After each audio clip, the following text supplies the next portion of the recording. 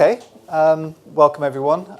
Some of you have probably seen us before as a company, but it's a completely different story to the one we just heard, except we're mining the talent down in the West Country. This is a story of a company that back in 2008 decided to get into the automotive technical area and has grown on an annualized basis of 20% a year, to become one of the largest suppliers of technical products to the car industry. One thing I have to say is that although we say we're an automotive company, we're not really an automotive company. Nothing that you see and nothing that we sell actually goes onto a car, but I can guarantee that any car or vehicle you might have driven would have been developed using AB Dynamics technology. As I said before, West Country, we're just outside of Bath in a place called Bradford-on-Avon. It was founded way back in 1982 by Anthony Best himself, who is still the chairman of the company. And significantly, we listed on AIM back in 2013.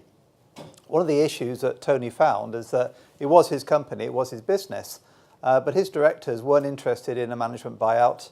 He tried a couple of trade sales that went quite wrong, and he was really thinking about what the company needed to do. Not just that, we had customers like Daimler, Volkswagen and Ford, who were wondering just exactly what this company was going to do, because all the technology that we made goes to these companies, and they do require support and they do require servicing.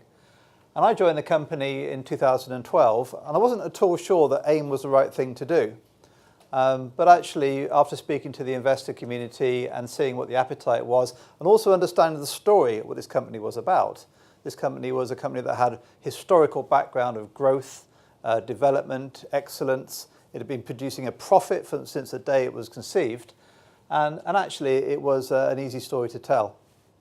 And since then we've had a track record of growth of annualized about 20% a year. 95% of what we make, and by the way, everything we make is made at our factory, is exported to the world. And we'll look at a pie chart later and you'll see how diverse we are and who we supply to. It's a very strong focus on the high end. This is what the UK is very good at doing. High end, specialty niche products, selling into the market. Nearly all of our businesses repeat with repeat customers. You can count 25 of the top 25 companies, car companies in the world are our customers, and on a regular basis. It's R&D divisions, so although we are dealing with the car companies, it's about research and development. And more excitingly, it's about autonomous and driverless cars. And that's an area that's been really driving our growth in the last 2 to 3 years. As of today, I say 90 employees. This is the presentation we made back in April. This is the half-year results. We're now 120 people. So operationally, last year we did go out and we raised some additional funds. One of the things that have been happening for a while is that we've been trying to develop our infrastructure and our factory. And our new factory will come on stream in September this year. Once we knew what that infrastructure cost was going to be, we could then work out a bit more about what the company needed in terms of cash, in terms of funding its future growth. Not just product development, but the potential to do some corporate development and also develop into new sectors. A massive demand for the what we call advanced driver assistance systems, ADAS, and all this technology is the prelude to full driverless cars. So again, a lot of the work that we're doing is the sort of building blocks, the Lego blocks of bringing full autonomy into cars in the next 2, 3, 4 years, depending on who you believe. We also entered into a project with Williams F1 to move into simulation and simulators. Without a doubt, the world is moving much more towards computer-generated products, hardware and loop technology. It's much less about prototyping, much more about simulation and simulators. And I was the MD, but now I've become the CEO, and I can't really see there's any difference, but it's at twice the stress maybe. Again, these are the highlights from the half year. Our last year profit was, revenues were about 22 million, but our revenues continue to increase. Our profit before tax. This year we had a share option cost we had to bear. We've always done a share option scheme for the staff. Before we listed on the stock market, the option scheme was available to all staff, which came to an end. So the second scheme we set up, again, to all staff. It's really good to have people who are employees in the company who have shares in the company. And I overheard a conversation the other day about someone who'd had maybe a bit more of an extravagant meal on his expenses than he should have done. And the accounting girl was saying, you know, that's my bonus. That's my dividend.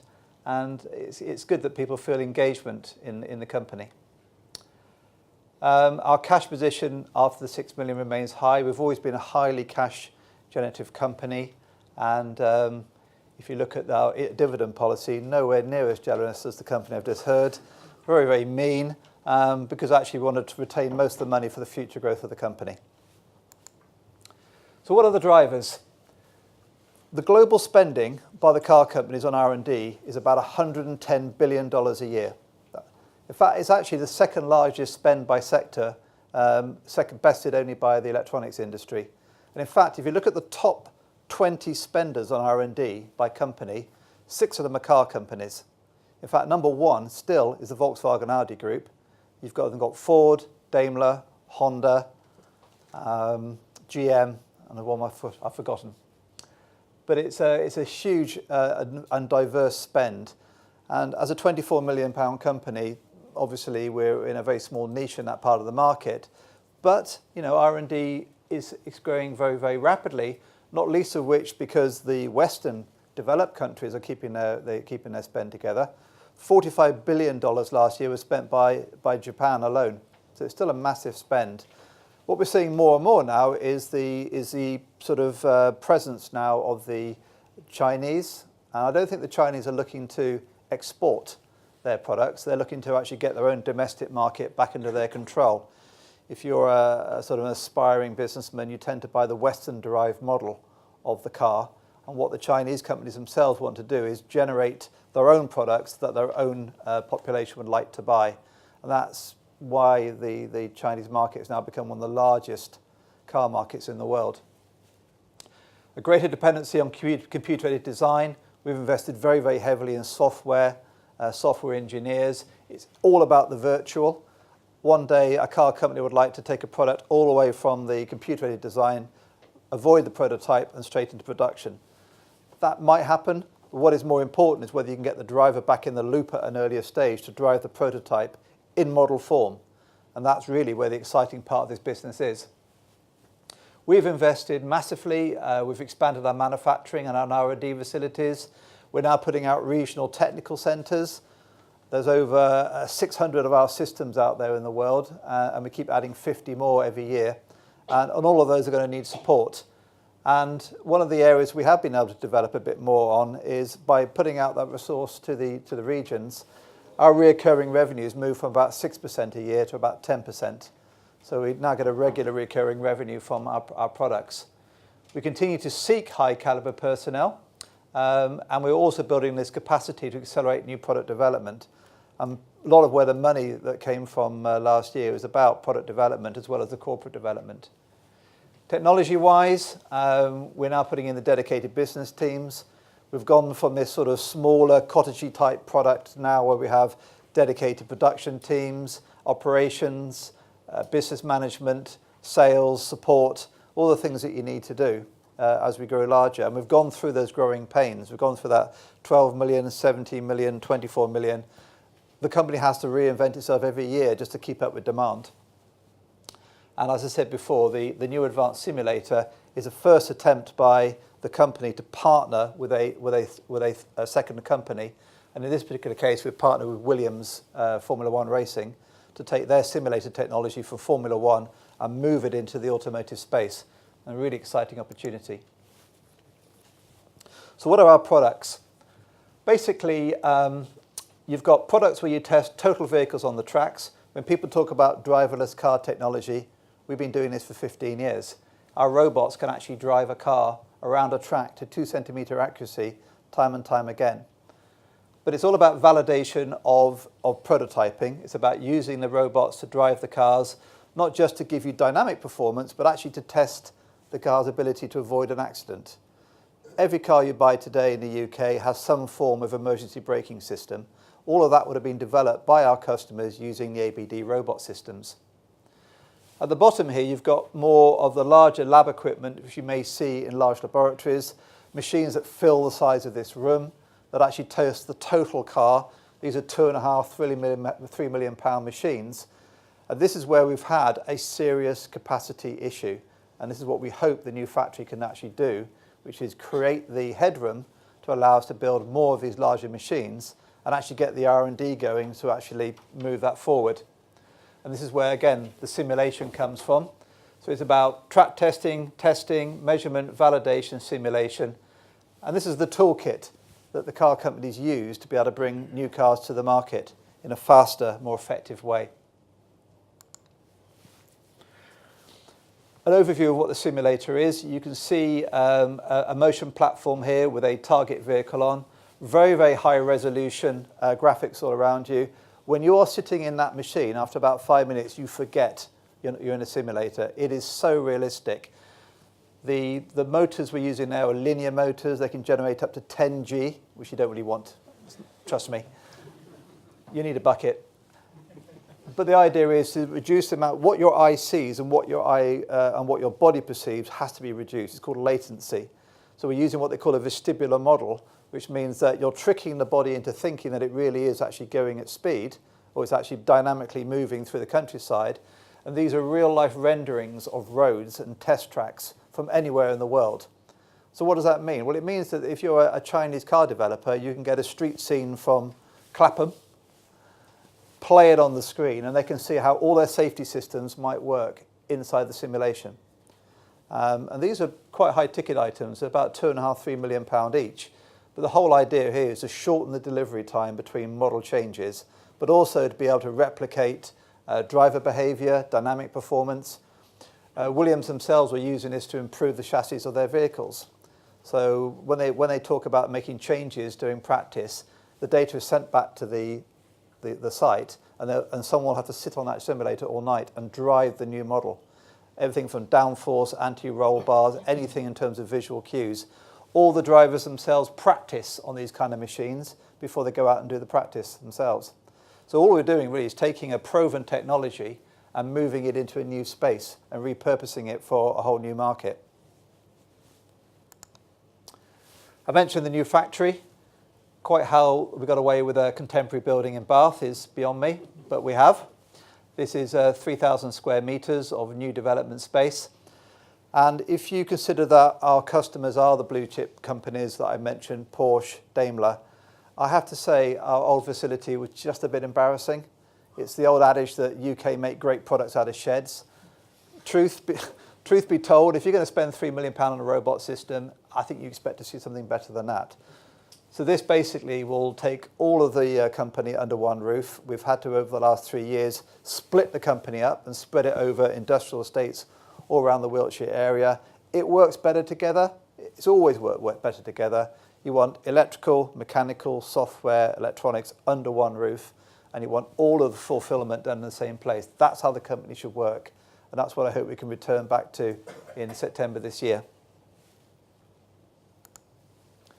So again, these are the 6 monthly numbers. You can roughly double them, but you can see that if you go back even further, back to 2010, the company came out of the recession quite powerfully. Tony and the team kept all the staff on. They developed new products, and that's what we've been able to do is drive out of the business quite quickly. And so the growth has been quite marked. Some of the analysis of the revenue, where does it come from? It's actually a pretty even split. You'll see that Europe, when we talk about Europe, to be honest, we're talking about Germany, Japan, China, Korea, and then the rest of the world. And this chart normally remains pretty constant. But it does mean that when we see the Japanese business go down, we see the Chinese business go up. When we see Europe squeeze, we see North America go up. It's quite an interesting piece of work. What has been happening lately is companies like GM used to do a lot of their R&D at their Opel site in Europe. Now that Opel have been sold, we're seeing that work being repatriated back to the US. And that is why the US and North America market is growing quite quickly. Also in North America, interestingly, we've got non-automotive entrants. So for the first time, we started selling machines to West Coast tech companies. because I think that's where it's going to be going over the next few years. I think there are new entrants coming in all direction, and they're not classical car companies. And in fact, if you haven't got a legacy engine plant or a whole load of stuff you have to deal with, electrical vehicles could be a very interesting thing to get into at this early stage, because you can try new platforms. And the curious thing about that is that the people that we see coming to us to buy the machines are the people we used to see from the other car companies. They have now moved. It's a very incestuous business. Be careful who you piss off in this game, because they'll come up and they'll meet them again. But it just goes to show that this dynamic is changing. In terms of product split, I talked about the track testing and I talked about the lab testing earlier. So the lab testing is the large bits of equipment. In terms of actual revenues, the laboratory testing has not dropped. It's actually stayed the same. In fact, it's grown slightly. It's just that the scaling of the track testing is so much easier. So when we talk about robots that drive cars, there's also targets that we sell. There are products that you can actually attach together. We used to sell, many years ago, a single robot system for about £35,000. Now we sell whole robot packages for about 2 million. And this is where the market has changed, and we're continually adding to the product range. So we don't just look at, someone like Toyota, for example, have over 60 robot systems. We never look at these products in isolation. We look at them opportunities to continue to cross-sell. Once they're using your software platform, once they're using your testing algorithms, they tend to buy more. So long as you don't rip them off, so long as you keep the price sustainable, there's no reason why you can't keep selling into this product forever. If I go back now and showed you a graph from 2013, the laboratory testing and the track testing would have been exactly 50-50. So you can see where the growth has been coming from.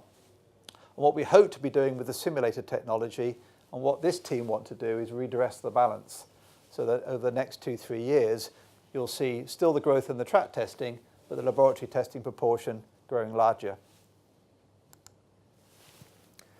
The profits. The company, again, has always been a profitable company. Our operating profit margin is around about 22%. It is about inventive steps. The company is highly inventive. If I were to tell you that our average turnover per staff is about £260,000 per staff, it goes to show that we are sweating an asset. This is about IP, and this is about development. Cash flow, generating, throwing off cash from the business as usual. I said the headcount's now moved before the 92, just gone to 120 in the last couple of weeks. And again, because we are now building a factory, our assets, our actual physical assets are now turning, and again, generating cash. Again, compared with our last speaker, a miserable dividend. Having said that, of course, if you would come to the market with us in May 2013, we listed at 86p, and today our shares are £5.70. So for those who came in, they came in at a good time. I won't go through the comprehensive. I know that maybe the older financial managers in here. One thing I would say is that our website is a great resource. You can go back and look at historical numbers. You can look at the predictions and some of the business planning. But I would leave you with the fact that we feel at the moment that we're in a good position with the new factory to give us the headroom to grow. I would caution you that this new facility is not going to unlock this huge wellhead of untapped demand. It is about headway. And the headway we've had to create over the last couple of years is taking over new units, taking on new facilities. This is about bringing it back together again and getting that fleet of foot and that agility that the company needs to do. Thank you. I'll ask any questions. Very good. Do we have any questions, please? Gentleman here, please, Chris. Thank you. Just wondering, Tim, where would I go to buy this stuff apart from you? Yeah, good question. I guess I'm going to go back here. The virtual circle. So when it comes to the driverless track testing, we pretty much dominate that market. We're about 85% of the actual total market. There are a couple of German kind of not-for-profit organisations run out of universities, and they are a thorn in my side. When it comes to the bigger machines, there are some very large companies in there. There is a company called MTS, based in America. I think they're about $1 billion turnover company. And we do overlap in this particular area.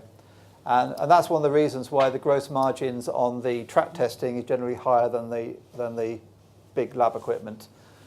On the simulation side, there are a lot of people into simulation. There are a lot of companies that created platforms for aviation and avionics. The difference between the avionic thing is to do with resolution and response. If you try to, anything has to be very high detail when you're looking at a car system. If it's high detail in an aviation system, you've got a problem. Everything should be far away. If everything's in sharp relief, that really isn't the simulator that you're looking for. So I think this is a unique area that we can get into, and I think what we can do that others can't do is join these together. So it's fair to say that we're the only company that actually sells the wheel, but there are individuals inside those sectors that kind of keep us honest. So, tell me if I got this right or wrong. Then it sounds like in the track testing area, you pretty much got the whole market, and therefore it's saturated. There's not a lot of upside potential unless everybody goes crazy on more track testing. I think they will go crazy on more. I mean, it's all about this driverless car tech. It's all about, the thing about it is that it starts with things like suspension and steering testing. It moves on to brake testing, and then it becomes all about driverless car testing. All right. So what kind of growth do you think you might get in the track testing market? I think it will continue to grow at the rate it's going. The rate it's going. Yeah. Okay. I mean, with this strange picture of a car going through a target, that is what we call the soft target. It looks like a giant tea tray. It's actually an electric car with a car body on top of it. But what it means is that the car companies themselves, when they test something, have to know the collision is going to happen. The car has to believe the collision is going to happen. Otherwise, it won't tighten the safety belts and deploy the airbags. So these targets are designed to be collided with. They're about £300,000 each. And we've only just started on this market. You know, we've sold 33. There's a couple of hundred out there. And I think that's where the competition is going to come in and start to get to us. Right, and then on the simulation, you're talking about simulators being you want to rebalance the portfolio with more simulation. So, Stimulation. Sorry? Stimulate the simulation. It's the first time the company's probably developed a product without having an actual order. And it's just the natural way the company has to grow. All the products you see on the board usually came about because someone placed an order and we developed it. This is about a market that is happening. And we fully expect to be able to sell these products because there are other people in this market already selling simulators. But this sort of high-end approach is where we want to be. Right. So do you look at yourself as a kind of a relatively small player in that market, and you're an entrant into a market that's already there with plenty of players in? Yeah, but they've gone. We're the only companies coming in from the sort of track testing side. So the idea is that you could take all the data from the robots and replicate it in the simulator. It's the thing called driver in loop. Okay. It lets the driver drive the model before he actually gets the prototype. But you're having to displace incumbents to pick up business there? No, I think it's all new. I mean, there's plenty of headway in there. Okay. I think what's been demonstrated is that the aviation type platforms do not do the job for the reasons I gave. Yeah. Okay. I just had a question about at the start of the presentation. You talked a little bit about kind of the classic British heritage of the high skill engineering-led company. But if your customers are now, or increasingly, you might be talking about West Coast tech companies, and with driverless car and the more automation, in terms of the software that you have, are you? I would imagine if someone like a Google is involved with driverless car technology, their software standards and capabilities are very, very high. Do we have, or do you need to be able to work with them or develop software, or how does that software and the hardware integrate? Yeah, it's different. I mean, we're using. I mean, what we tend to use here is what they call multi-axle drivers, which is driven by C# programming with sort of front-end software. That is not the kind of software that people like Google or the car companies would be using. This is the kind of software where, when you see these production plants with all the robots building the cars, it's an adaptation of that kind of technology. It's not the kind of thing. It's just a different set of software tools you have to use. It's very rare that we cross into the software that the car companies are using. What I would say is that cars can drive themselves, and a lot of boxes that we're selling at the moment are the black boxes that actually drive the car's own systems. But you still need to you still have to replicate the top here, a driving robot that actually will drive the car. One day when we go down the driverless route, it'll be a pod, and there'll be another reason for having something else. So I can see a time when actual physical robots will fall away, and it'll be driving technology that's more about software, which is where we're kind of repositioning the company. Okay. Any other questions? Gentleman at the front here, please. Can you please throw some light on why the share price has drifted down during the last 5 or 6 months and then seems to really stagnate? I don't know. I really can't. I talk to the broker about it from time to time. I reckon that 570 was a fair price for the company. It does tend, usually when we release the results and we've exceeded expectations from the market, it tends to react quite quickly. I mean, the thing about this company is that we try to stick to the knitting, which is to set reasonable targets, achieve the targets, financial targets, grow the company, give a good give a good bit of foresight as to where we're going and why we're going with it. But no, I really couldn't tell you why it's done that. I mean, I have invested in the last probably 8 months, and for a time it was, £6. Exactly, growing. But for the last 4 or 5 months, it did drift down and stagnate as well. Yeah, I mean, I think there's been. I did read in the RNS also that both the chair and yourself have actually sold. We do, yes. I mean, management sell shares. They do that. And I sold. I have 2.5% in the company. And I think I sold 0.02% of that because we bought a house. Why shouldn't I? Yeah, exactly. And I've said this before, actually. The team that built this company own shares in the company, and I expect them from time to time they want to. They're not like taking the shares and investing it in your wonderful company. They're putting kids through college. They are paying off mortgages. There is zero turnover of staff in this company. Living in the West Country is a lifestyle choice, but also being able to give these sort of equity-based packages to staff, we shouldn't be surprised when they sell, and that will happen from time to time. I don't think that's the reason, by the way, that it's drifted down. Did you have a question here, please, Chris? Thank you. No problem. You've got a pretty high cash balance compared with your operating cash flow, and it's looked like that for some time. To what extent is that driven by your customers requiring you to have a strong balance sheet so they've got comfort that you'll be around for a while to support your product? There's an element of that, but it is quite a high cash holding. I think one of the issues we had, it wasn't until about last year that we actually realised what the cost of the infrastructure was actually going to be. And what I was concerned about was that quite often customers, more so in Asia, won't pay money up front for any of the material costs. And I didn't want to have any recourse going back to bank loans or short-term loans. I really wanted to keep a cash position to manage the working capital and at the same time go out and develop all these new products. And we've sunk about £1.5 million into the new simulator because we believe that's where we should be going. So I think that cash position will drop over time, but we'll continue to generate our own cash as and when we start to spend for infrastructure and also put the R&D costs in there. And the other thing that we've also started looking at now is a more de facto corporate development program. We've brought the right kind of management on board because I think at the time of our company's growth, we should be looking outside for some of the standout technology we're going to need over the next 2, 3, 4 years. Any other questions, please? Lady here. Just wanted to know, Sorry, can you just wait for the microphone there? There you are. I'd just like to know how you're finding recruitment. How easy are you finding it to recruit the staff you actually need? Yeah, that's a challenge. Unfortunately, up the road from us, we have Dyson, who seems to be metaphorically sucking all the engineers in there.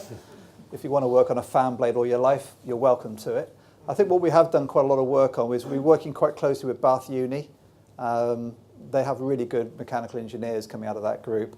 Probably about 12 of our most recent grads are all from that part of the world. And also, we've been recruiting recently from China. We've got 3 or 4 Chinese engineers. And as and when we start to put more regional support out, that's where we're going to get. I had a fascinating conversation with a chap who's just gone, actually, about services in places like Romania and Transylvania, highly qualified engineers. I think we've got to think a bit more lateral about this recruitment issue. We don't have any turnover of staff, which is good sometimes. I think there's an opportunity for us to do much more in terms of apprenticeships. So we've taken over 4 or 5 apprentices, not just on the engineering, but also on the accounting side as well. And it is quite interesting speaking to school leavers in the area, how they just don't want to take on a debt anymore. They could actually get a job with ourselves, start to earn money. We'll give them the training. After 3 years, they've got some qualifications where their mates coming back from uni have got debt. And I think that's a lot of work we can do there. It's been really useful taking on dedicated HR resource because those two have been able to work much better on our recruitment plan. And the other attractive thing we've been picking up recently is about 4 of our new recruits are from the forces. So there is the Wiltshire is a garrison county, and there's a lot of sort of forces people coming into the market. And a couple of things you notice is that they seem to do as they're told, that the workshop's tidier than normal, and there's just an element of can-do about them which we really like. And these are quite mature people. These are people in my age, in the 50s and beyond, and that's where it's going to come from. That's where it's going to come from. Lovely. Thank you. Tim, thank you very much indeed. Thank you.